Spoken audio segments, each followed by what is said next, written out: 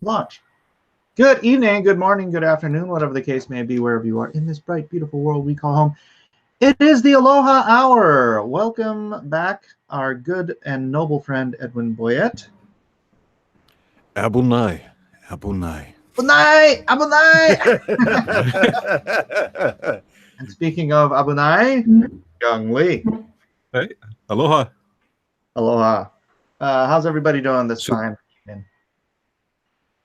I'm doing good, man. Doing good. I'm glad I can sleep in my bed at night instead of being on a demolition site. Good.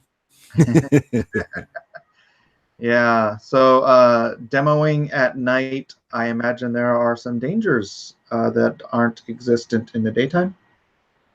Yeah. There are, but it's a lot of times we have to do stuff because, like, particularly when we're working in the high-end areas, nobody wants to shut down their stores or anything like that. Right. And I should check with I should check with the audience and make sure I'm coming through okay. Because earlier when we were talking, I think you said I was a little domo arigato, Mr. Roboto. Yeah, but I'm thinking it's possibly just on my end because my streaming isn't always up to snuff. How's he sound to you, Kyung? Sounds okay? Sounds good. Sounds good. All right. Well then, I'll just deal with it on my end. Forgive me if I ask you to repeat things once in a while. Hey, we've got just a couple of people in the house, so let's say hello to some individuals real quickly. And Kyung, it's good to see you again. We've got Sierra Whiskey. Always good to see Sierra Whiskey. We've got Ray Thulu. We've got Jim Bobo. Wow. Jim Bobo. Indy 500 fan at level 3. Always good to see level 3. Yep. Doing this always reminds me of Romper Room. Do you remember Romper Room with the magnifying glass? I see Billy. Oh, yeah. I see Jenny. Bobby. I see level 3. I see Sierra Whiskey. Oh, and there's Brandon Moore. Tom, do you have any idea what we're talking about? It sounds familiar. Romper Room was a kids show back in the 70s, early 80s maybe. So just before my time. 80s, yeah. Yeah. So, and that's how they started all the shows with the hostess looking at the TV, talking to the audience out there in TV land. So. Right. It was adorable. Kyung, how you doing, man? Just trying to stay warm. It's been pretty cool in SoCal. We had all that rain just a couple days ago. Edwin, it rained last night in California, in Southern California. So they basically shut down San Diego. Yeah, man, we have the worst freaking drainage system ever in this city. I don't know about LA or anything, but San Diego has the worst drainage. So anytime it rains more than a few inches, it floods all over the place. I remember I lived in Bankers Hill, and when it would rain like this, which again was rare, it would be a river in front of my house. It would be 2 feet deep, and I was on a hill, right? So it was just this whitewater rapids going down the front of my house. And yeah, so all that water just flows out into the sea because we're too stupid to find a way to capture it. And so instead we spend $6 billion on a bullet train, which I'm sure will be very helpful next time we're in a 19-year drought. Oh, Mike. Yes. I definitely want to push Meg. Yes. Did you see my new commercial? I was just looking at Battle Maiden Knuckle Bomb. He is less than $100 away from 30,000. Oh, less than 100 now. Wow. Very nice. Why don't we pull that up? Let's do a little shilling. It's been a while. Let's do some shilling. Shilling like a villain. Shilling like a villain. I'm gonna have to open up another window here. I have 2 computers on my desk now. Oh wow. Well, you're moving on up. Moving on up. All right, let's go over to, well, that's Lone Star, which hasn't moved in days. I really wanted to, shoot, I haven't opened Battle Maiden up on this computer yet, so I have to do a search. So now that you're back, are you missing the motherland or? It was really neat and fun, and I'd like to spend more time there, but I really hated being away from my family for that long. Mm-hmm. So, all right, let me do a screen share. Actually, let me lock it on me first. Application window, Battle Maiden, and then lock it on me. All right. Oh, 29,911. Wow. 29,911. Not too shabby, young man. Not too shabby at all. Yeah. So, Kyung, why don't you do us a quick pitch of your glorious magnum opus here? Sure. Well, I was actually on Professor Geek's channel yesterday, and we had a great conversation about, the representation of the iconic feminine in not just comic books, but just in culture and history in general, and the arts. That sounds like Professor Geek. He's a great guy. But Battle Maiden Knuckle Bomb's a superhero comic meets battle manga in an explosive, action-packed martial arts adventure. And it stars Saya Volkova, who's just a normal girl before she's exposed to a mutagen that transforms her body, granting her pretty much the apex of physical conditioning. But Mega thigh. Talking about her mega thigh. Yep, absolutely. Yeah, she's sexy, superhuman brawler, super strength, speed, durability, and she's got she's nidan in karate, specifically shitoryu, and I haven't really talked about it all that much, but this whole series is going to have a lot of emphasis on the martial arts. She's actually going to meet up with different practitioners of different disciplines, and through them she can learn new styles and she can harness it to supplement her powers. And her main power is her ability to channel biokinetic concussive force. So I've always said that she channels it to unleash explosive blasts with her punches and her kicks, but eventually she'll learn how to utilize it for other means. For instance, like the iron armor of Gojuryu karate. She can actually pretty much become impervious to any type of damage, but the only caveat's that she has to sustain the concentration in order to maintain that iron armor. But she has superhuman resilience regardless. It just makes her almost completely indestructible when she actually focuses it.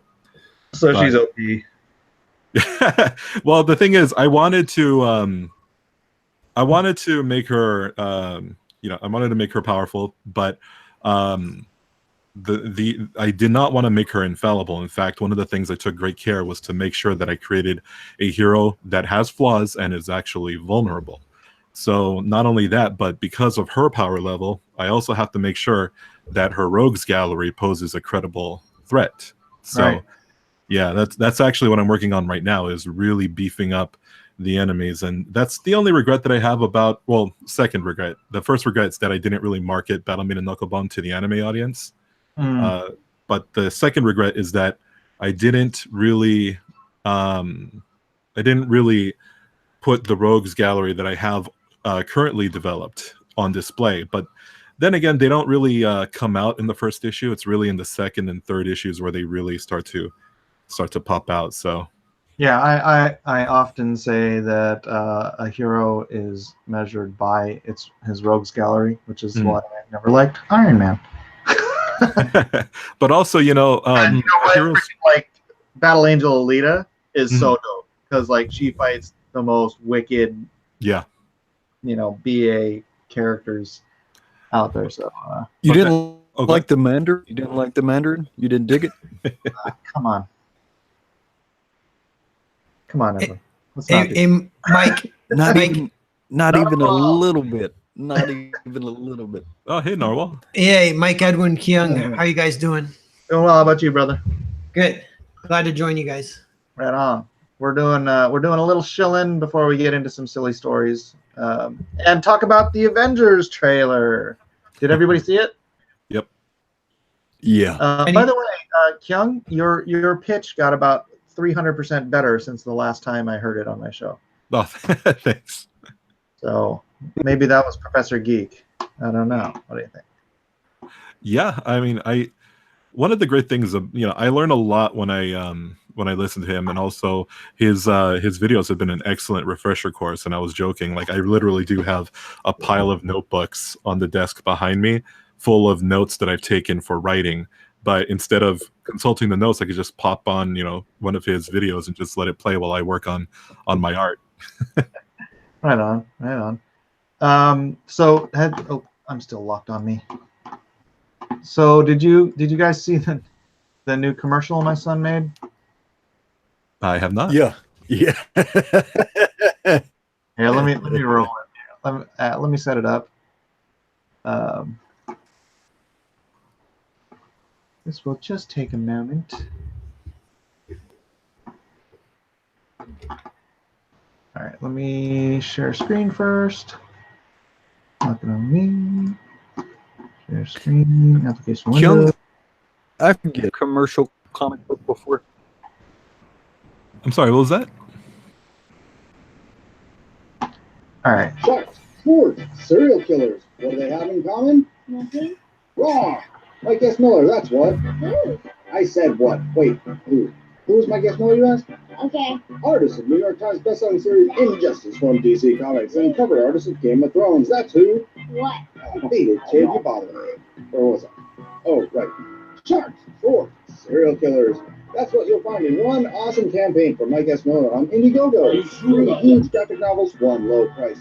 Hey, prehistoric shark the size of a whale rises from the deepest, darkest trench in the ocean and wreaks havoc on the world. Based on the New York Times bestselling novel by Steve Alton. Nice. Yeah, the resolution's kind A boy trained as both crap. sharpshooter and samurai in search of his long-lost father, but trailed by men who will stop at nothing to steal his precious samurai swords. Deal with the devil. An FBI manhunter caught in a trap by a serial killer, only to be left alive, but crippled and ashamed.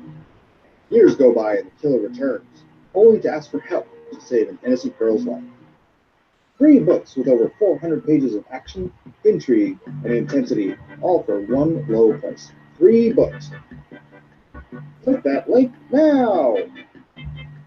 Hey, there's the link. Let's see the link. Is that like Premiere Pro or any? Is that like a program that you? Yeah, it's Adobe. I guess Premiere, whatever. I bought him the good one, so because he was doing like all those older videos with some like just free version of something or other. So he's yeah, I want him to do some really good videos. So Yeah, the Monty Python-esque talking mouth animation is super awesome. yeah, that took him all night and half of today. So you bought Adobe? Yes, I bought Adobe. It's only like $20 a month. And in order to get the higher end stuff and do the newer bells and whistles crap on the videos, that's a requirement. So Narwhal, what are you up to, man? I'm just chilling. I'm coloring. I can screen share for a second. I'll show you guys. How do I do? I'm working on Foreign Agent, which is my other comic. It's not for sale right now, but I'm it's like got these characters. And then have it so I'm doing flats on them, so I gotta pain in the butt. Yeah. So it's kind of just something to do that I can it's like late night kind of work. Doesn't take too much brain energy, so I can listen to you guys while I do it and stuff. Right on. Watermelon platypus for $2 just does a blank stare face emoji. Yeah, it's kind of for $2. Watermelon platypus. It's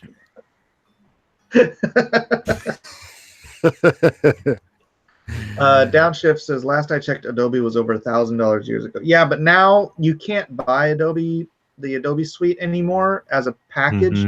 You can only buy the what do you call it? Subscription to it. So in one way, it's a lot cheaper. In another way, you know, I have CS3 or CS4 on my Mac, and it's free forever because it was a gift from somebody else. No, it's not. It's not a fake copy. It's a real copy. But yeah, whatever. He can do that on the other computer. It's worth it. It's worth it. It's worth it. When you unsub, you stop using it. Yeah. So, yeah, I was kind of peeved about that. I have a CS6 and I had the whole suite, but it was my friend's, and so when he moved away, I no longer have the key. So I'm trying to reinstall some of the programs, and it's like, oh, so much for that. Yeah, yeah. There's probably ways you can like buy used old copy. I mean, like CS4's adequate for most applications. But like the video stuff, they are constantly upgrading like cool things you can do on the video end. So, and then I mean, trying to use his Photoshop versus the CS4 version. It's like, you know, all the hotkeys are different. It's like it really slows me down trying to use the upgraded version. Yeah. I'm like that too. I don't like relearning new versions. I still got CS3, I think, super old. Yeah. I might have CS3. I don't know if it's CS3 or CS4. I don't think there's much of a difference. But that looks cool, Narwhal. That looks cool. Thanks. Yeah, this one I'm thinking about trying to do a little animation to go with it, but I've got to figure out how to find the time. But the style works for animation, you know. So. Do you do your animation in like Illustrator, or? I need to kind of figure that out because I've been using an app, and I think it's just called Flipbook, but I don't know if it does a high enough resolution. But it works. It's really intuitive, so I've really been enjoying it. But it's not necessarily professional, you know. Yeah, I did the 2D animation for the Mirror's Edge 2D game, and I had to learn how to use Illustrator to do it because the guy I was working for doing it, that's how he wanted everything done, was in Illustrator. And I hate Illustrator. That's where it's all vectors, so the game people like it because they can zoom it in and out as much as they want or whatever. But oh yeah, I totally understand the benefits of it. Geez, it's just so non-intuitive. It drives me nuts. Yeah, I hate vectors too. Yeah. Hey, you want to grab these, Edwin? Let's see. Andrew Huerta just came off $5, and he says, "Beautiful stuff, Narwhal." Oh, and, thanks. Watermelon platypus, $5. I think has tweeted a bikini emoji at us. Yes. No, I did the eyeballs. I don't think anybody wants to see me act out a bikini emoji. All right, I'll do it. Hold on. Or he posted an itsy bitsy teeny weeny, literally, orange and white polka dot bikini. Oh, an eeny weeny, itsy bitsy, teeny weeny. That's about as teeny weeny itsy polka bitsy dot. as possibly get.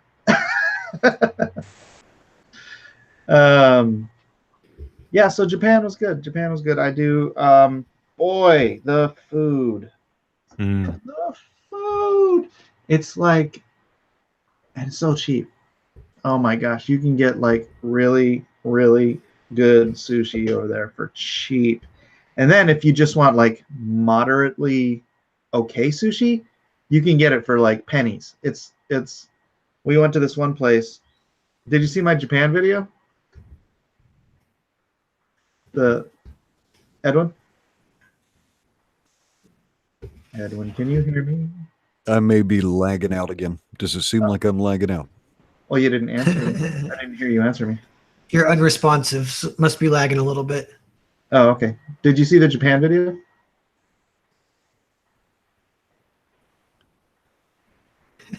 Robotic. You guys are sounding real robotic to me, so I'm guessing the end. Beep, beep, boop, boop. I think it's Edwin. Edwin is becoming robot. So anyways, in the Japan video, you can see the first restaurant we went to was it, which is actually in the end of the video, but there's a little robot dude as your host. And then you like never encounter a human being. It's your little robot host dude. And then you walk in and you sit down and you order everything by pressing the ordering screen. Yeah. And then the sushi comes to your table on a track and stops in front of you and does a little song. So like, hey, your sushi's here. It's not like that, but you know, and then you take it off. And it's freaking 80, it's 100 yen, which is like 88 cents. Mm-hmm. Yeah, they actually have full order of sushi. It's what do you get though for 88 cents? It's like or something, or usually you can get most of it. There's a couple things where you have to pay a little bit more, which was like ikura, which is a salmon roe, or toro, fatty tuna, which is usually like one of the most expensive things on the menu, was like, you know, $1 for one piece. Or, you know, this fatty. That's fatty, cheap though. Yeah, it was great. I mean, it wasn't the world's greatest sushi, but it was like sushi fast food.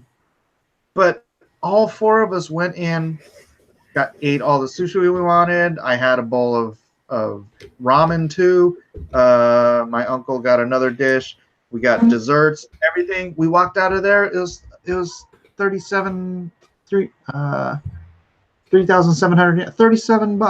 Well, less than that, like American.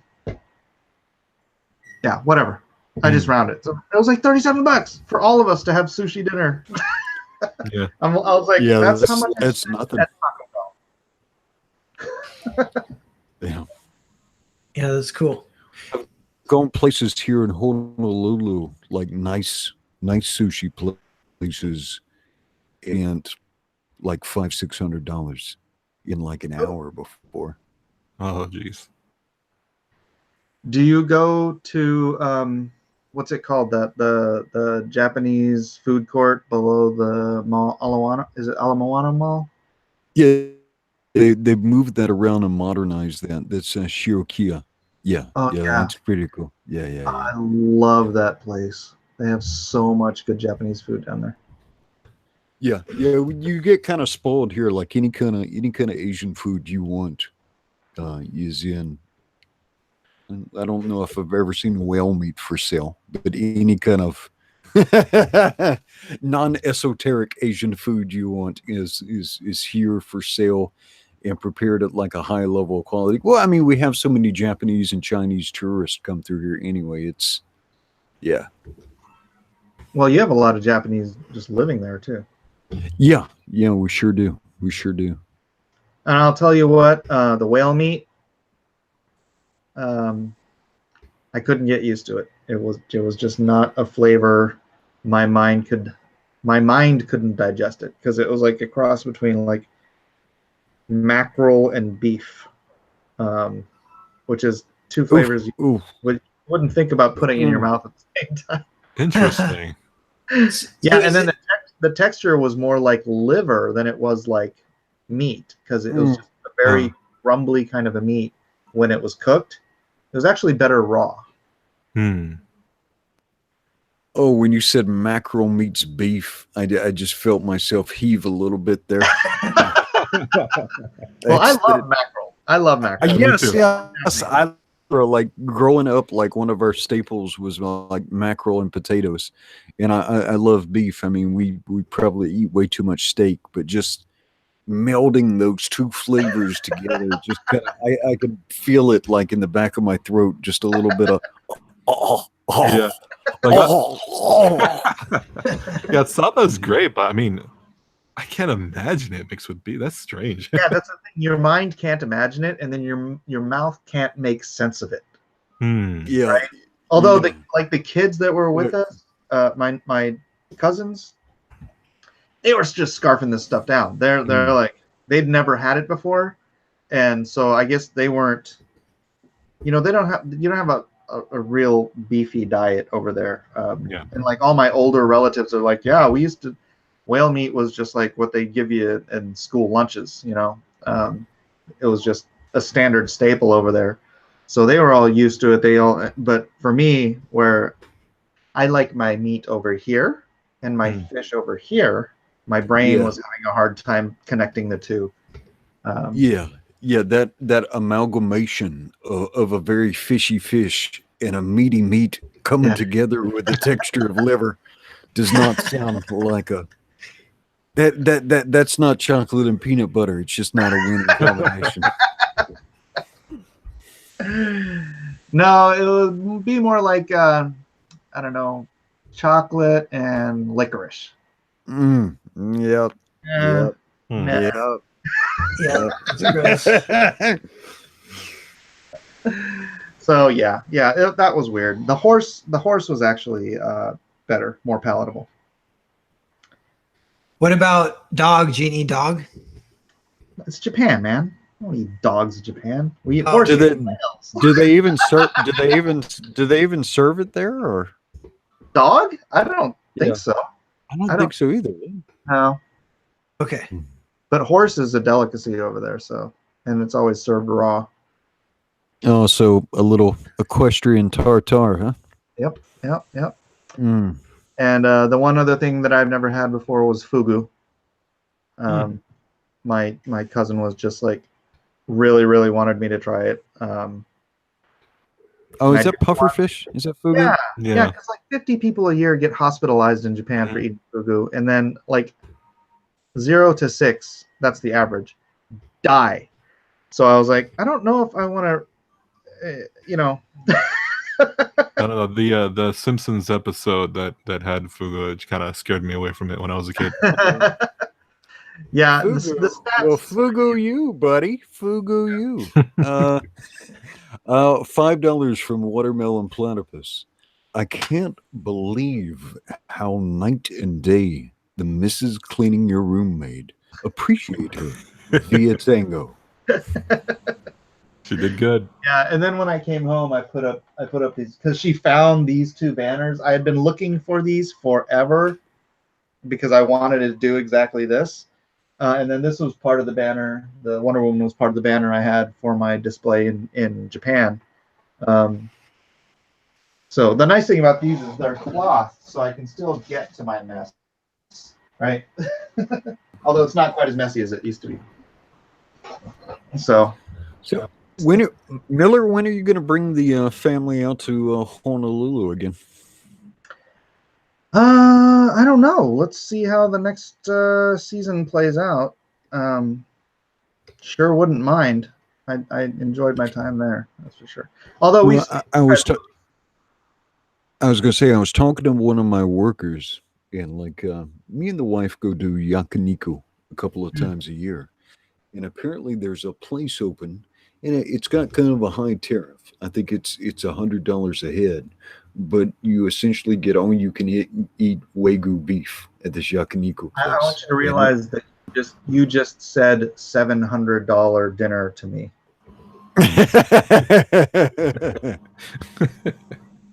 Well, you don't take the kids out for Wagyu beef. That would be like me and my missus and you and your missus, and the kids can make it down to Taco Bell. That's right.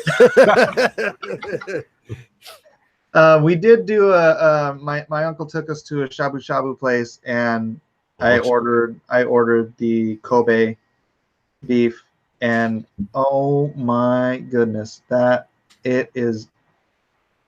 Forget eating the butter. That is the butter, man. That just, you put that in your. I only dip it twice because I don't want it to turn in brown. Yeah, me too. I'm the same way. Oh my gosh, you put it in your mouth, it just melts all over your tongue. It's like this magical mystery meat. Well, not mystery. Oh, What kind of broth did you use? I used the it was a shoyu base broth on my side, and then they were cooking like some shellfish stuff on the other side, so I didn't touch that anyways. Mike, do you owe Curious 2 Alpha a Lone Star poster? He's got a message here in chat that says, "At Blacklist Universe, where is my Lone Star poster?" Frowny face. Probably do. Yeah, if I owe you something, contact me. Not this way. Yeah, I have no idea where my list of people I owe stuff is, especially now that my wife is cleaned up. There's nothing on my desk. I used to have all my important papers up here, and now there's nothing. So please contact me. Contact me via Edwin, maybe? You know what? My email here. I'm just going to put my email up here. Anybody can use it. Just hit me up there. Let me know what I owe you, and I'll make sure I get that taken care of as soon as I can.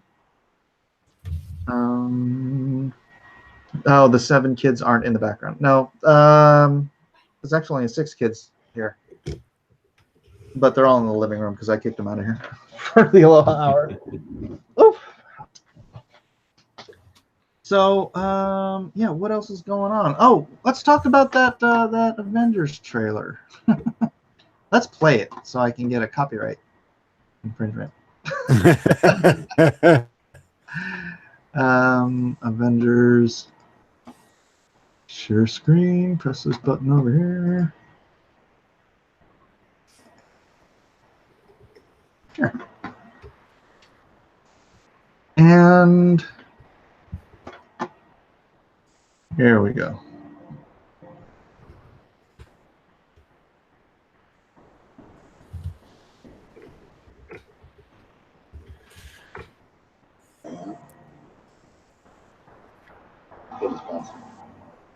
On this recording, you'll feel better at this.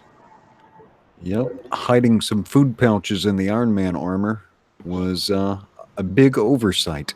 Sure wish I had done that. Also, the Iron Man armor is nanobots, so the idea that you would have a broken helmet doesn't make any sense. In this version, is it nanobots? Is he? Yeah, because of the Infinity War one, it was a nano suit. No, that's right. Yep. And so that makes 0 sense.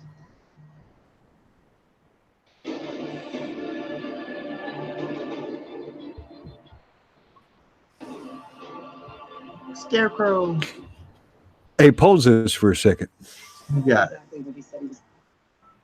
So Thanos decides to wish 50% of the universe's population out of existence because of there's finite resources, right? Mm-hmm. Yeah, and so much like on his home planet Titan, I think they had a resource problem too. And so he'll reset the population. He'll make half of the universe's population go away because of finite resources, right? Right. But with the Infinity Gauntlet, he has infinite control over reality, and can infinitely will resources into existence. Yep. That's what I was thinking of this morning. Got it. Yeah. Why don't you just make the planets bigger, dude? Or make everybody smaller. Yeah. Downsize. All right. He wiped out Soy boy. 1% of all living creatures. We lost. All of us. We lost friends. We lost family. We lost a part of ourselves. This is the fight of our lives. This is good enough, Steve.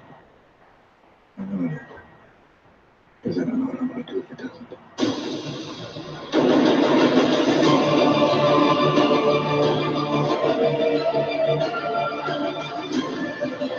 Level 3 says, honey, I shrunk half the universe. Oh. This is Scott Lang. We met a few years ago at the airport in Germany. I got what it did. Is this an old message? Man, I know you know that. It's the front door. That's me. Can you buzz me in?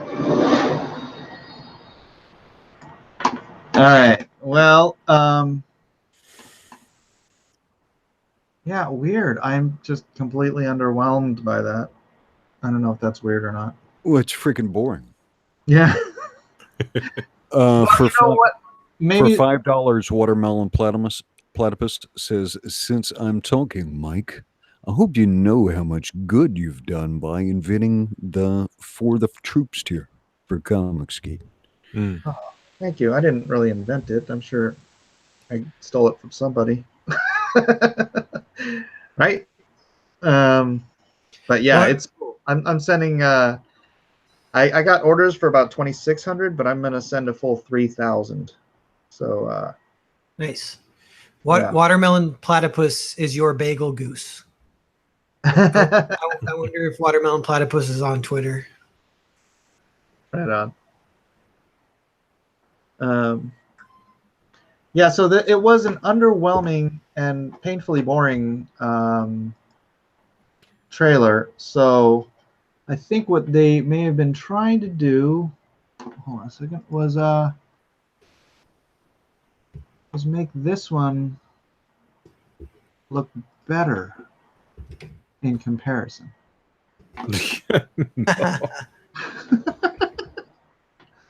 So, Hey, well, whereas like Captain America is starting to look like Nick Cage, wearing just like a creepy amount of makeup and looks like he's had too much plastic surgery. I think he's getting older, so maybe they're CGing him to look younger again because he's not supposed to age so much. Yeah. Oh man, that would be too much. Well, he's starting to look like Sheldon from The Big Bang Theory. Here comes Dullface. This is the worst voiceover. With no memory, we made you one of us. So you could live longer, stronger, superior. Thanks, Hillary Clinton. Yeah. I'm with her. Hey, let's go do some cool Creed stuff. Okay. You know what this reminds me of is "Sit me up, Uncle Alfred" We'll see. from Batman and Robin. Yes. Oh, yeah.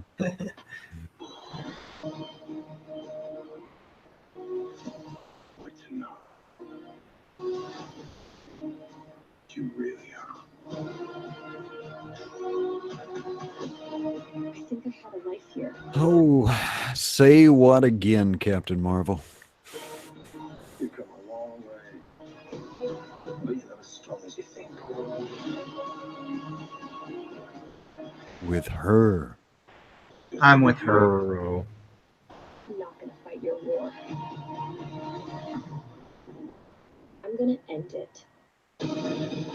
With her, no. That CG's bad too. And this is the worst part. Oh my gosh, this is so painfully stupid. What's your name? Earrings. I'll be back.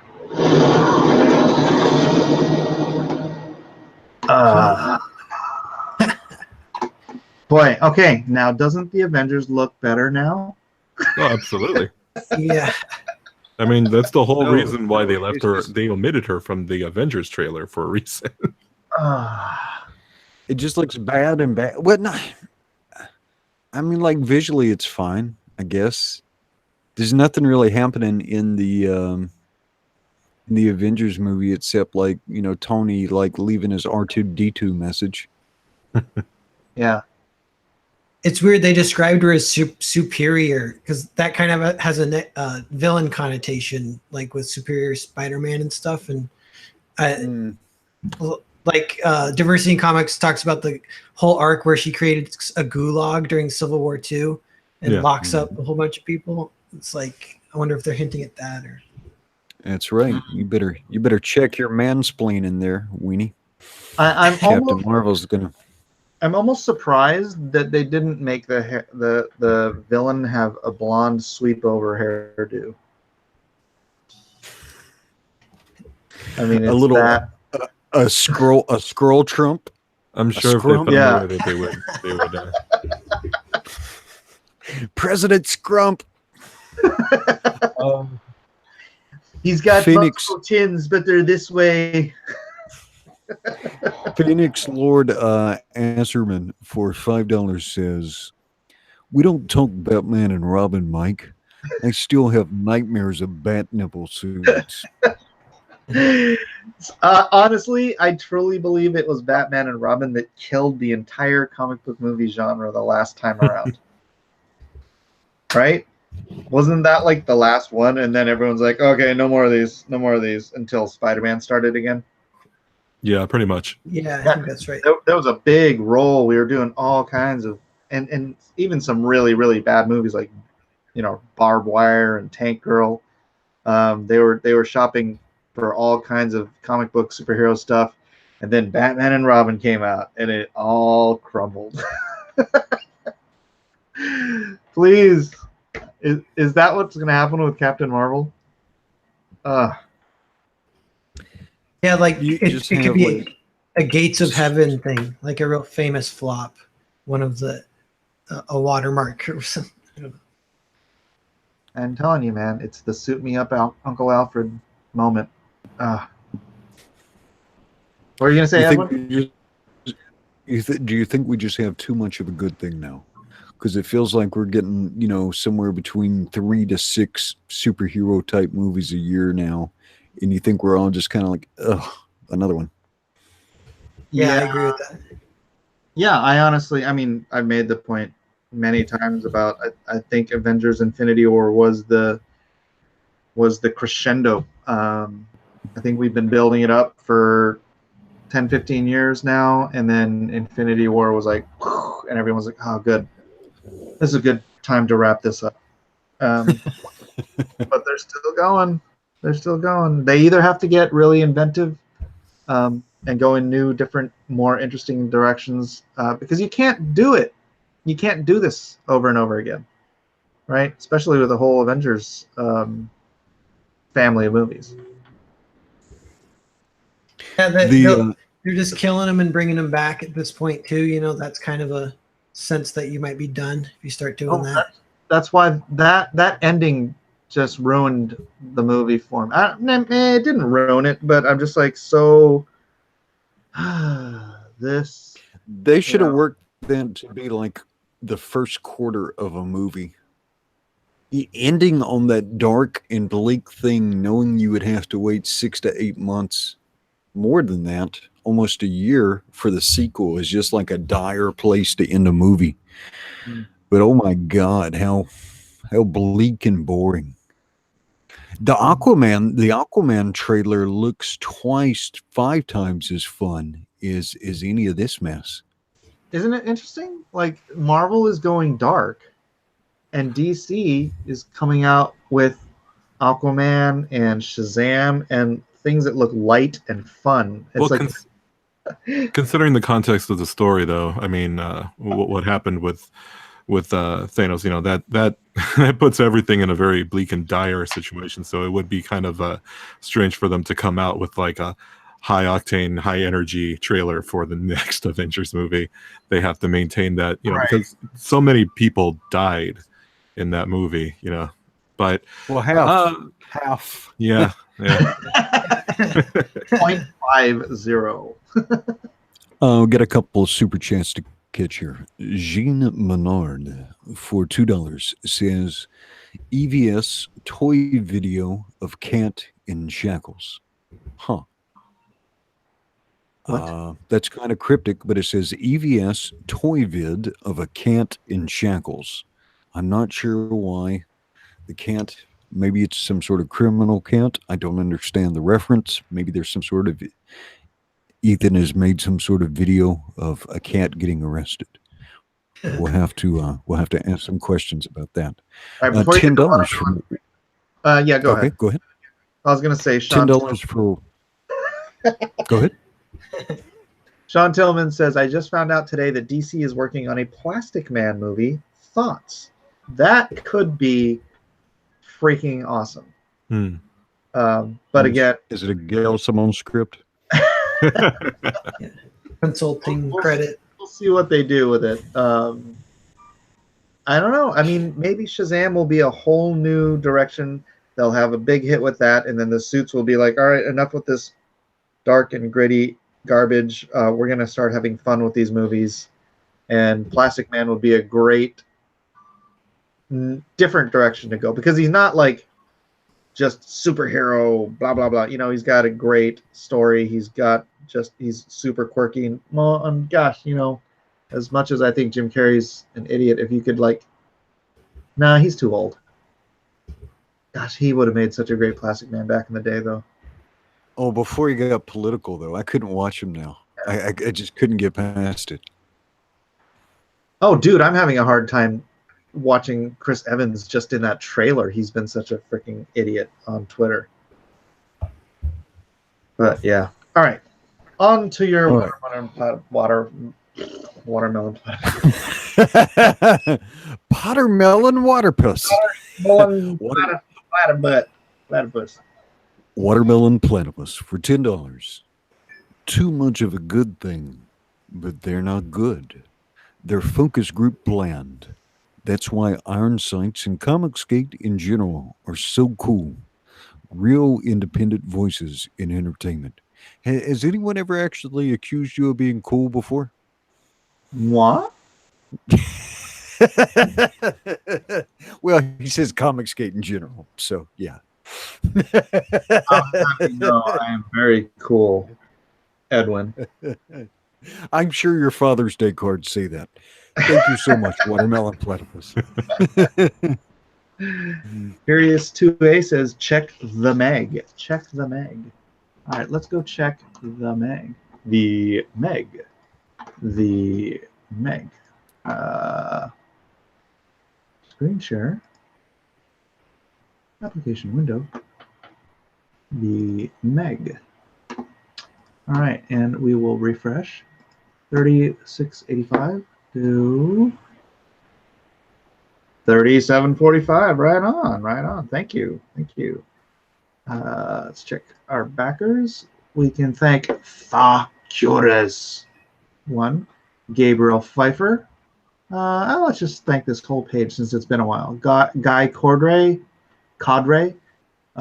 Scott Kozlowski, Simon Kessler, David Cruz, Dominic Moore, Christopher Lynn Wireman, Bavel Thomas, and Troy Hutchinson. Thank you, one and all, for making this a successful Indiegogo campaign. And let's get some more of these comics for the troops sold. 9 isn't going to deliver a whole lot of comics to the troops. Man, we had over 100, I think 106 or something like that for the Lone Star comics for the troops. So I'd really like to see this bumped up at least to like 50. I mean, I don't know if that's too much to ask, but I'd really like to get some more great books over to our deployed men and women out there fighting the good fight. And you know what? As long as we're out here, let's check out the sequel to Avengers, the Avengers Left Behind crossover.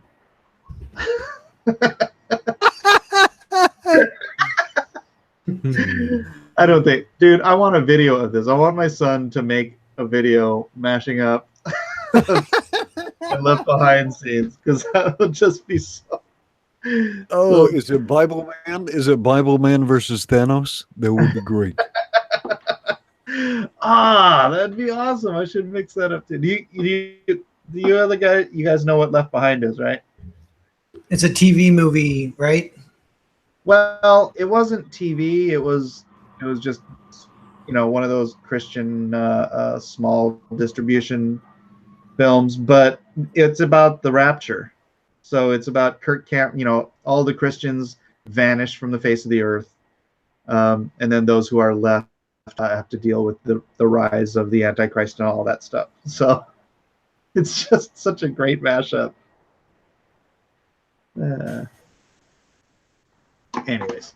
Anyways. Oh, did you know they made? Did you know they? All right, so you know who Jack Chick is, yeah? Yeah. All right, so there was a chick tract about Dungeons and Dragons called Dark Dungeons. And so it was about warning people about the dangers of Dungeons and Dragons and so forth. Yeah, right. They made a movie out of it. No, are you serious? Yes, and they played it straight. They played it straight, like it's meant to be kind of a satire, but they actually delivered the movie pretty straight.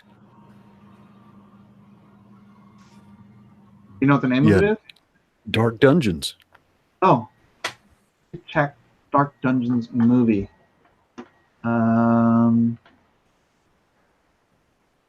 Is there a trailer? I think so. It was back in like 2014. Hang on a second. I'll find it for you. I just don't want to try to play a whole movie. Yeah. All right, here we go. Dark Dungeons, full trailer. Share screen. Application window. By the way, that's how you do it, so you don't show your whatnot, your info. You just hit application window. Edwin. Oh yeah. I finally figured that one out. Oh. All right, let's see. Most important adventure of your very lives. Are you ready to RPG? Yeah! One goal only. Stay in the game. Let's get ready to RPG! Who are you? I'm not Marcy. Who are you? I'm Blacklist, the thief of the shadows. RPG! RPG! RPG! RPG! RPG! Maybe we should go. That senior warned us about playing RPGs.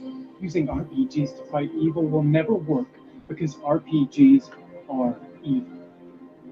Spells, Your hands are perfect for spell casting. There's so much that you could do with them. poison, battles, maiming, killing. I'm going to die?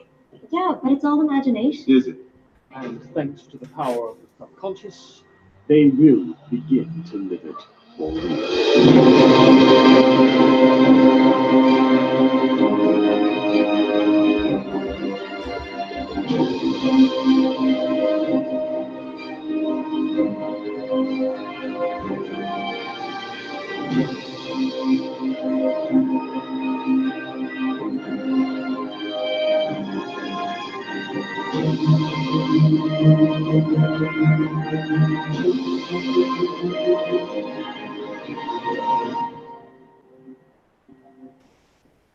But I thought the Necronomicon and Cthulhu were just fictional. Oh no, Debbie. The Necronomicon and Cthulhu mythos are all too real. Oh no, it's Cthulhu. Sweet. What the heck? What happened here? Wow. Yeah. I didn't want to know that existed.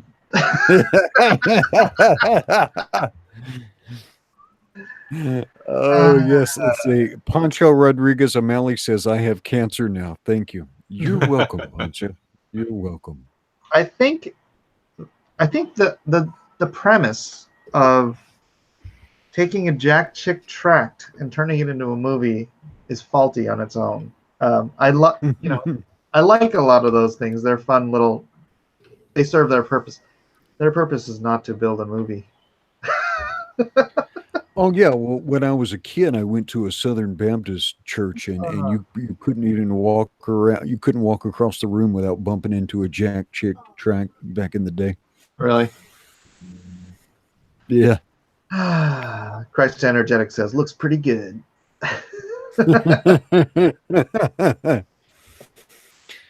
Nuclear Sandwich. I think I lost a few brain cells watching that. Very good. Now's the time for a pitch. Hit him, Kyung Lee. Hit him with the pitch now while he's in a weakened state. Oh no. Phoenix Lord Asserman for $5 says Mazes and Monsters is a hilarious anti-RPG movie starring a young Tom Hanks. It's dumb. I kind of recommend it. Mazes and Monsters. I remember like folk tales of like people dying playing D&D like in the sewers in New York and stuff way back in the 80s. I doubt they're true, but they're like stories that, you know what, let's look it up. Let's see if it's actually true. I'm going to look up something. You say something interesting. Did anyone actually die playing D&D in the 80s? Do you remember these stories? Yeah. I think most of this is kind of urban legends. There may have been like a real story or two, but I think for the most part, it was all just part of the satanic panic back in the 80s. 1980 is media panic over Dungeons and Dragons. You want me to share the screen? Let me share screen. Come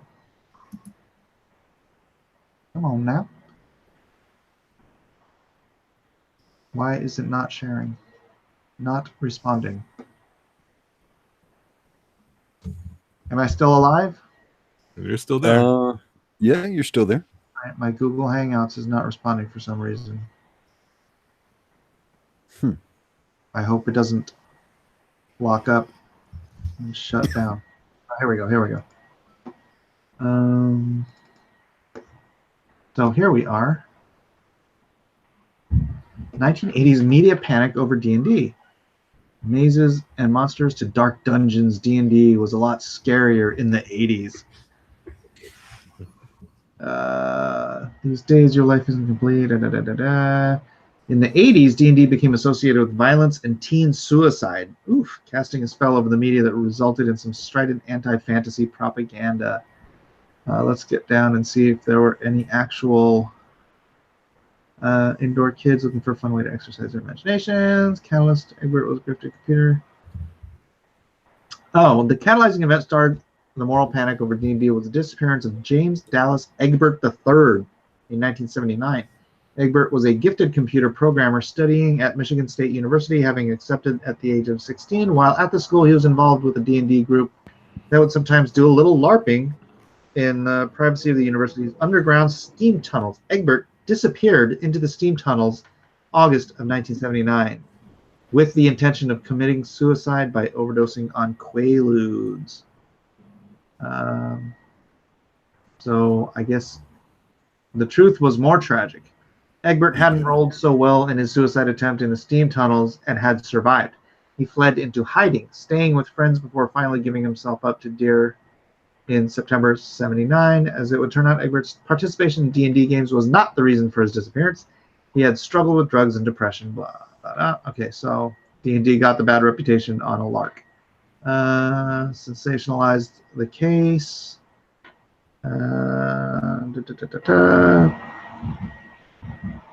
And then, hey, yeah, there you go. There's that Tom Hanks movie. Robbie! Pardue, what are you doing? Going to join the Great Hall. Yep. Can't, it's a trap. I have maybe ring out. You don't have enough points. I am the maze controller. Maze controller? Yes. And I have absolute authority in this game. Hey, that's the kid from Meatballs.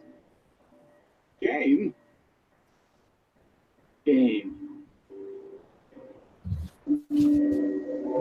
That's a young Donald Trump. Look at that zoom in. That's funny. DJ, what am I doing here? Someone should meme that. Dad, why can't I remember? Friend you can turn to. Group hug, guys. Music is perfect. Oh man.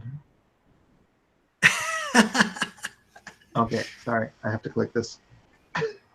I've never even heard of this movie.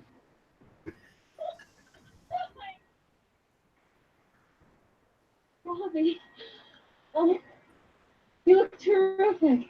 Yeah, you really do. Really? Aren't you dead?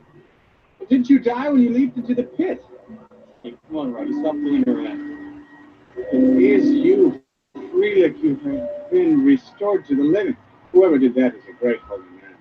A great holy man, even than I. Oh, Glacier. Nimble, too. Perhaps you are preparing to get another quest. Glacier, has someone placed a spell of forgetfulness on you? I am Pardew, the holy man. I've had many strange encounters since last we met. A great dragon, a boar.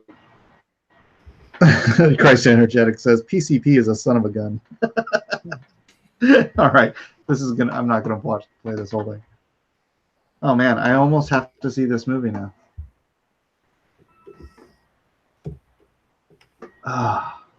Oh man, I'm crying. We lost Edwin. Uh-oh. Oh, Edwin. Edwin, can Edwin. you hear me? He joined the Great Hall. He didn't have enough maze points. Oh man, poor kid. D&D make you lose your mind. See?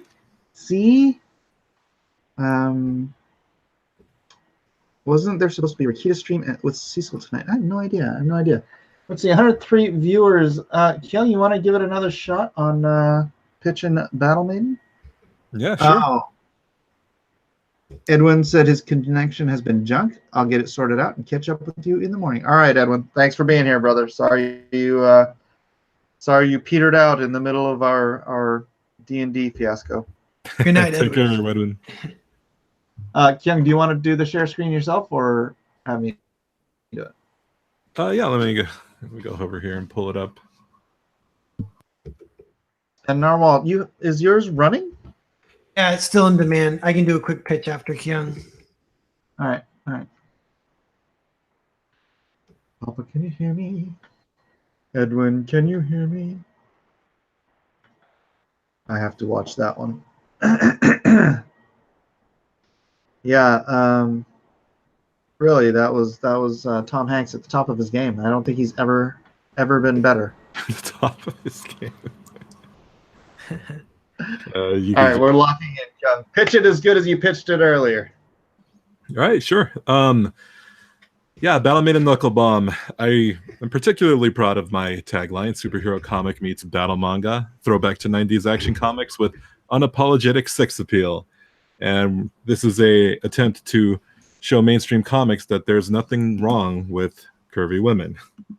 So Battle Maiden Knuckle Bomb's the story of Saya. She's just a normal girl before she was exposed to a mutagen, which transformed her body, gave her superpowers, and strengthened her body. She found that she had superhuman strength, speed, durability, and coupled with her expertise in the martial arts and professional wrestling, makes her a very formidable opponent. And she also has the ability to channel biokinetic concussive force and unleash a flurry of explosive strikes on her opponents. So she's going to be facing dark forces. They call themselves the Court of the Black Sun. And it's this evil cult that is trying to seize power through tyrannical means, through means of manipulation and force. And she's going to be battling against all types of unworldly creatures throughout the first issue and progressing forward. So right here you see two of the opponents that she's really going to be scoring off against. You see this cybernetically enhanced individual right here. She's going to be facing off against this person as well as this mutation right back here. So those are the first two enemies that she's going to be facing off against. But we have an entire rogues gallery that readers will be introduced to in the following issue. And how many pages is it? This is a 52-page comic, black and white. and yeah, heavily inspired by Japanese manga. Right on. What's your favorite manga? Oh man, that's a difficult one. I can tell you my favorite mangaka. My favorite mangaka are Tsukasa Hojo, who did City Hunter, and I'd say Takeshi Obata, who did like Death Note. Oh, nice. And Bakuman as well. But as far as favorite manga, I'd still have to probably give it to Ranma One Half. I cannot go through a single volume of Ranma without smiling or crying. Yeah, it's a terrific old school series. What is that? What genre is that one? Ranma is martial arts comedy. Oh, cool. Did you hear the news from Shonen Jump today? No. What's going on? Shonen Jump is free now. They're gonna deliver all their new stuff for free, and if you're willing to pay $2 a month, you can get pretty much their entire English catalog. Just $2 a month? $2 a month. Yeah, because there was a video about it. That's cool. Should have done something about that. But yeah, the like one of the founders of Shonen Jump, he's like, yeah, we saw this huge upsurge in interest in manga when we gave away a bunch of chapters like digitally, and so he's like, well, our whole goal is to get more people reading manga, so we're just going to give it away. Well, that's the thing. Like when it comes to manga, most of the readers get it through online because it not only does it take time to ship over here. I mean, if you get the actual Japanese manga from like Kinokuniya, you could get it, but it's like a week old by the time we get it. Yeah. And we have a bunch of fans in Japan who translate it and just put it up online. Yeah. So if they just $2 entry fee, and that's gonna do great, I think. Yeah. Most free. You get most of everything they've translated into English. So yeah. If you've been wanting to read Naruto, but you didn't want to buy 64 $500 worth of Now you can plunk down $2 for a month and just read the whole thing in 1 month. I'm gonna give Narwhal a shot now. All right, Narwhal, you ready? Yeah. Center of mind.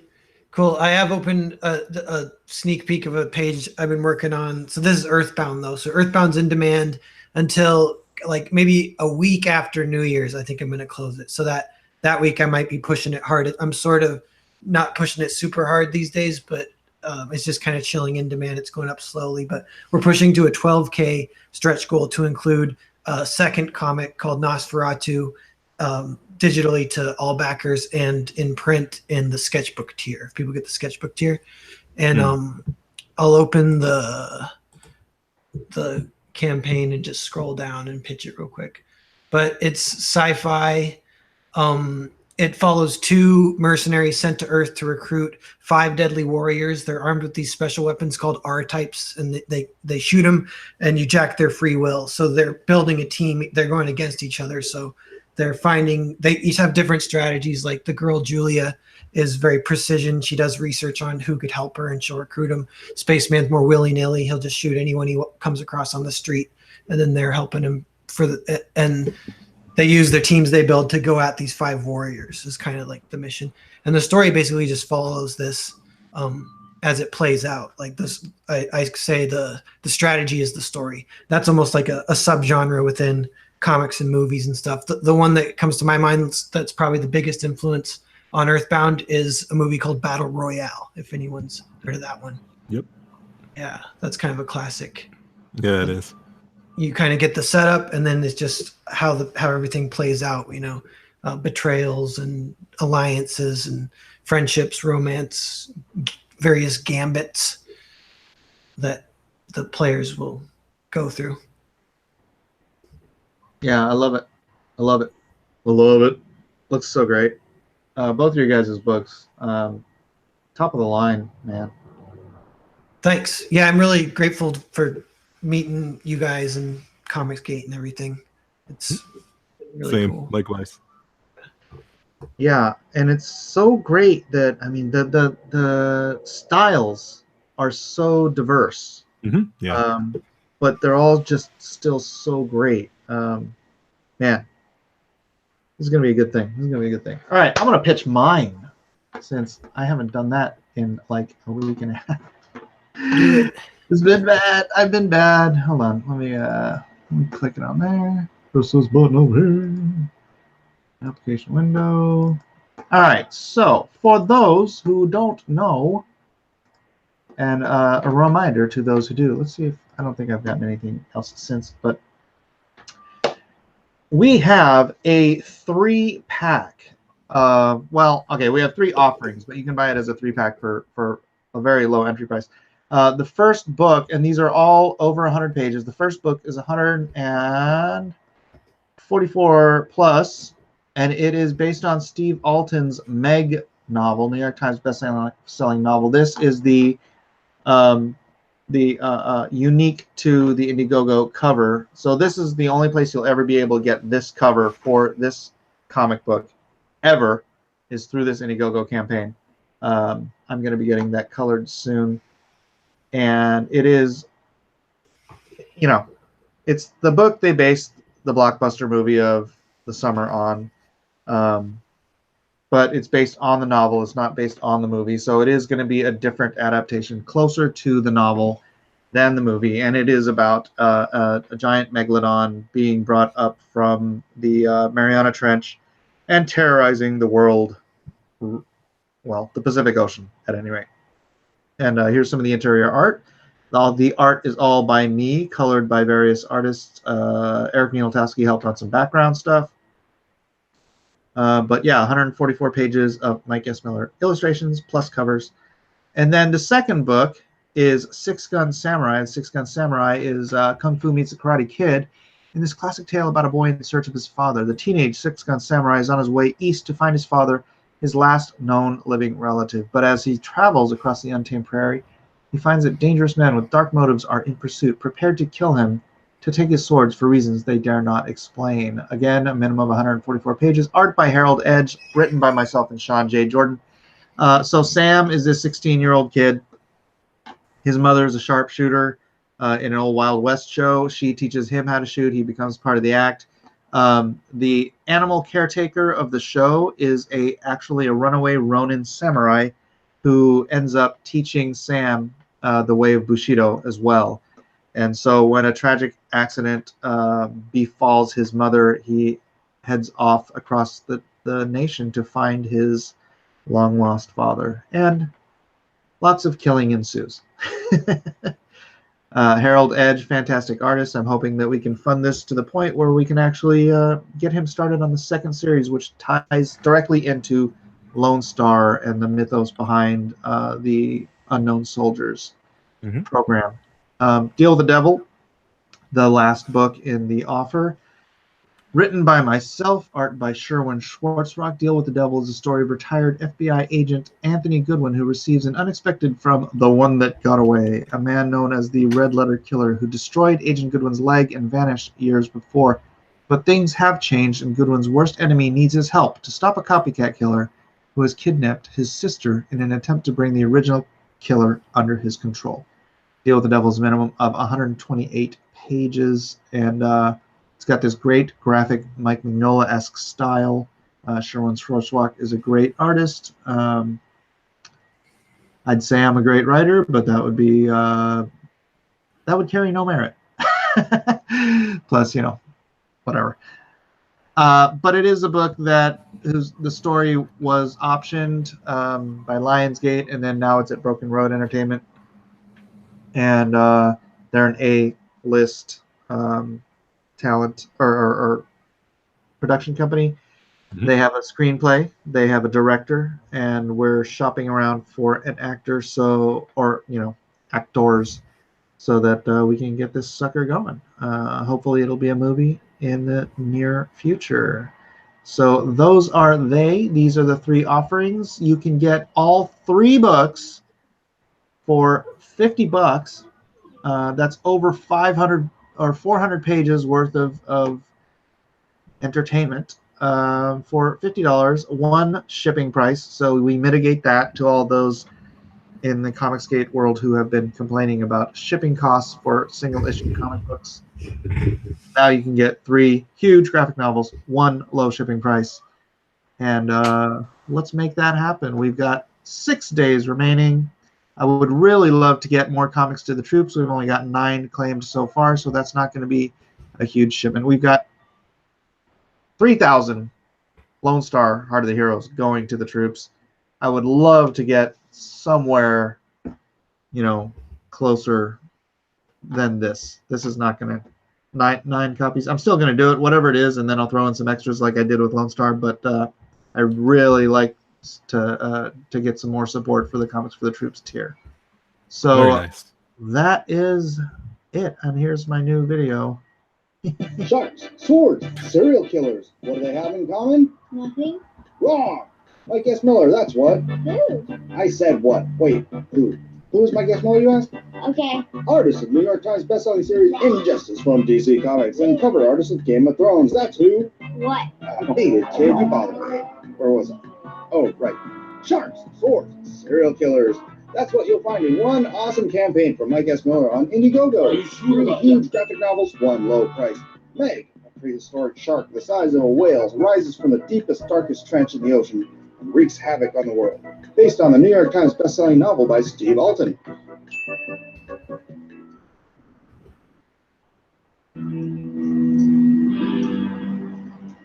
SIXGUN Samurai. A boy trained as both sharpshooter and samurai in search of his long-lost father, but trailed by men who will stop at nothing to steal his precious samurai swords. Deal with the devil. An FBI manhunter caught in a trap by a serial killer, only to be left alive, but crippled and shamed. Years go by and the killer returns, only to ask for help to save an innocent girl's life. 3 books with over 400 pages of action, intrigue, and intensity, all for 1 low price. 3 books. Click that link now. Okay, so I forgot to do the video for this. Like when I didn't forget. I had to get this. I tried to get this out so quickly that it fell on the wayside. And then there was this ad for, you know, the guys that do the Squatty Potty commercials. No, I don't think so. You don't know the Squatty Potty commercial? Squatty Potty, it stops you from getting colon cancer later in life, supposedly, right? Yeah. Yeah, because it fixes your posture. Yeah, these guys. This is it's an advertising firm.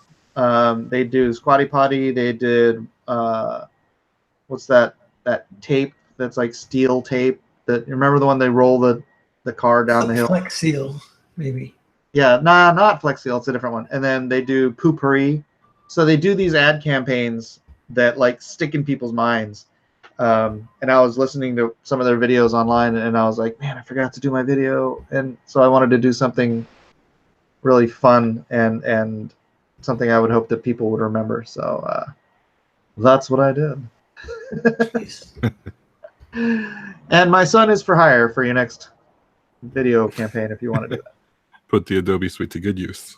Yeah, dude, he's doing some great editing. That one was a little too low res, but I forced him to just get it done because we only had a week left on this campaign. I should have had a commercial like that up and being circulated on Facebook and YouTube this whole time, because that's part of online marketing, and I totally dropped the ball. And oh well, what are you gonna do? So you had it up for this campaign. You've had it up for 30 days. The campaign? Yeah, it's been up for 24 days. 24 days. Okay. Yeah. Six Wow. days. 6 days ago. Because I can remember when you launched it. It feels like yesterday. I know, right? It just blurs by. Yeah, thank God for Black Friday, man. It really helped. Let's see, Watermelon Platypus for $5. Jack Chick, Comicsgate is a moral panic now. Mike, nothing cooler. And Watermelon Platypus again. Mike equals moral panic. He won't read this. What? And Platypus again for $20. Comicsgate lives. Why are you saying moral panic? Watermelon Platypus, and you don't have to super chat it. Just at me. Who is Watermelon Platypus? He's your son in the other room. Sending me money at a cost of 30% per pitch. Headrock says, does the shark eat the samurai in the end? I need to know. Well, if you need to know, then you have to buy the books. Huh? Right? Nothing here. Nothing over here. All right. If you've never seen the Squatty Potty, look it up. The pooping unicorn is genius. Have you guys never seen the Squatty Potty? Oh, sorry, my mic was muted. I've just my brother has one, so I'm familiar, but I haven't seen it really. Oh, but you haven't seen the ad for it? No. Okay, hold on a second. My brother's deathly afraid of colon cancer. Hmm. He's taking all the precautions. Well, high fiber diet. It's very wise, because the way it works is exactly right. There was probably like no colon cancer in Japan until they introduced the American toilet. Oh yeah.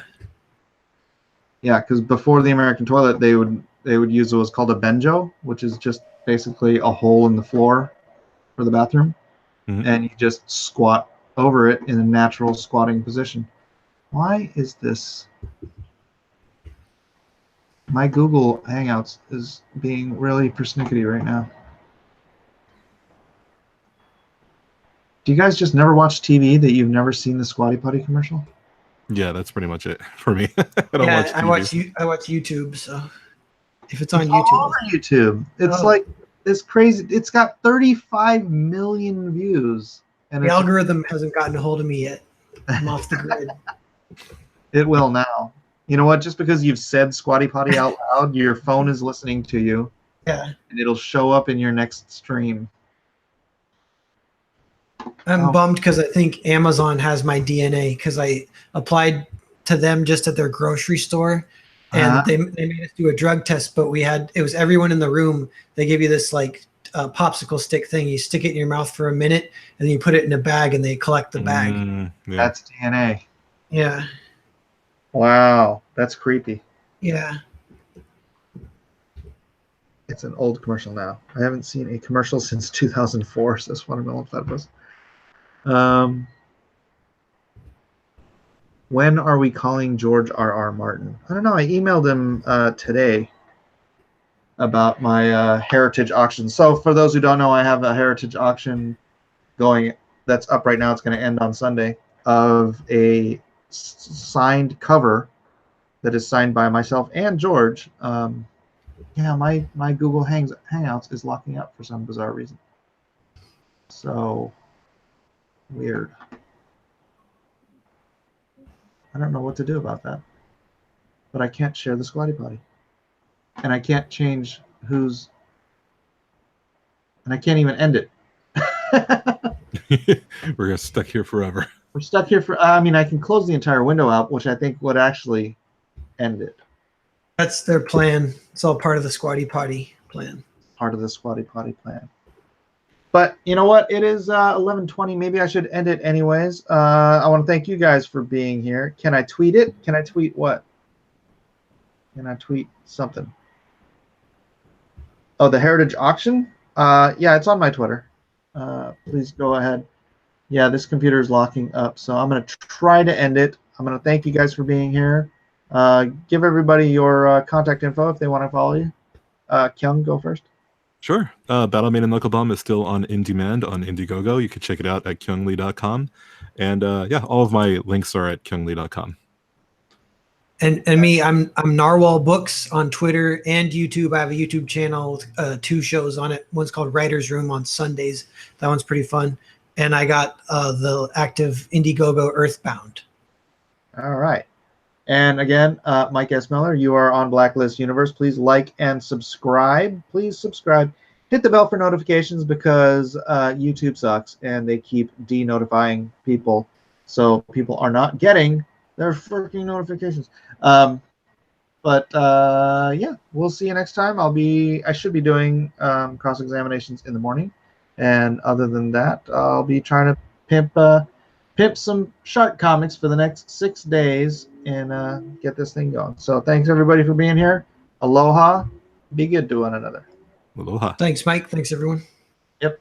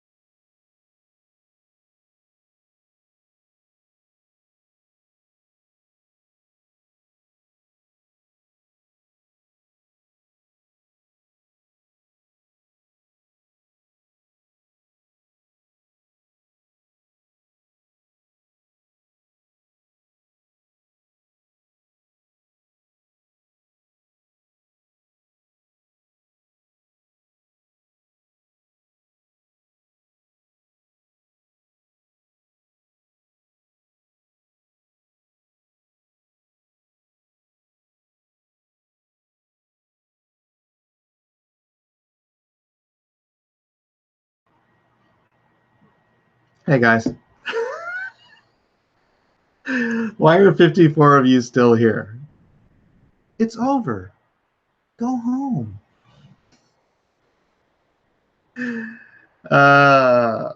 Let's just continue the stream until tomorrow's Aloha.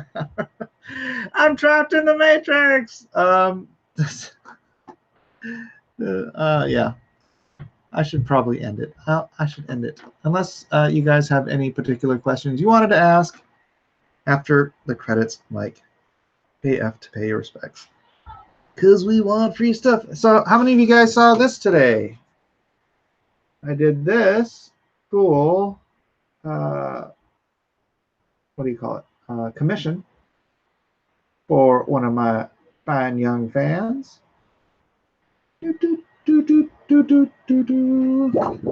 there's a video, a 3-hour-long video of me doing it. So if you want to see it, here's how you close it. Step 1, get a hammer. No, actually, Google Chrome locked up, so I had to shut down Google Chrome completely.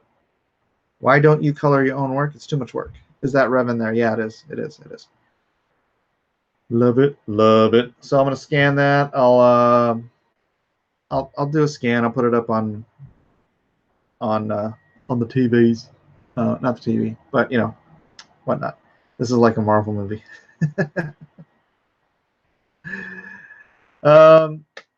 All right, no, for reals, it is 11:25. I'm gonna get out of here. I'm gonna thank everybody once again for being here, staying for the after credits scene, and I can't believe 54 of you just stuck around for no good reason. I colored this. What do you mean whomever colored? This was a color. This was a color commission. You can see the whole process on the other stream. Tell us some Japan stories. Hey, come on, man. I gotta get out of here. My kids want to play with me. No, they don't. Oh, they don't? Oh, good. Well, I guess I can stay here. New people are joining the stream. No! Watch us play Monopoly. Watch us play Monopoly. I could live stream them playing Monopoly. All right, guys. Audi, be good to one another. I believe in you too, Rodwell. I believe I can fly. Let me see this live control room real quick. Click live control room. I think we got to all the hot topics that I was referring to. Right. So, yeah. All right. I'm going to peace you guys out. See you in the morning, yo.